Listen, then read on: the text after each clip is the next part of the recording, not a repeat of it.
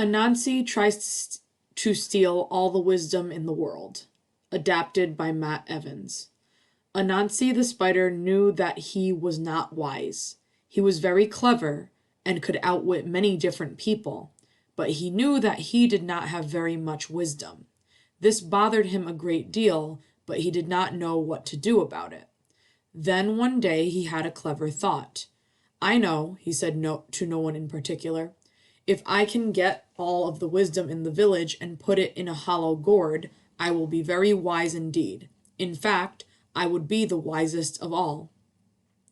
So he set out to find a suitable gourd and then began his journey to collect the village's wisdom. He went from door to door, asking everyone to give some of their wisdom. The people chuckled at poor Anansi, for they knew that of all the creatures, it was he that needed some wisdom the most. So each put a bit in his gourd and wished him well on his search. Soon Anansi's gourd was overflowing with wisdom, and he could hold no more. He now needed to find a place to store it. I am certainly the wisest person in the world now, but if I don't find a good hiding place for my wisdom, I may surely lose it. He looked around and spotted a tall, tall tree. Ah, he said to himself, if I could hide my wisdom high in that tree, I would never have to worry about someone stealing it from me. So Anansi set out to climb the towering tree. He first took a cloth band and tied it around his waist. Then he tied the heavy gourd to the front of his belly where it would be safe.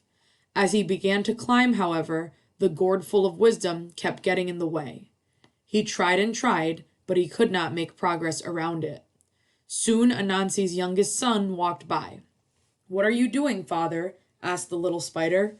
I am climbing this tree with my gourd full of wisdom, Anansi replied. But father, said the son, wouldn't it be much easier if you tied the gourd behind you instead of in front? Anansi sat there quietly for a very long time before saying, Shouldn't you be going home now? The son skipped down the path, and when he had disappeared, Anansi moved the gourd so that it was behind him and proceeded up the tree with no problems at all.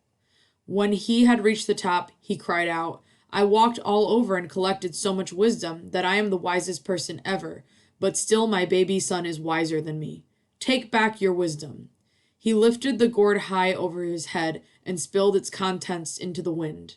The wisdom blew far and wide and settled across the land. And this is how wisdom came to the world.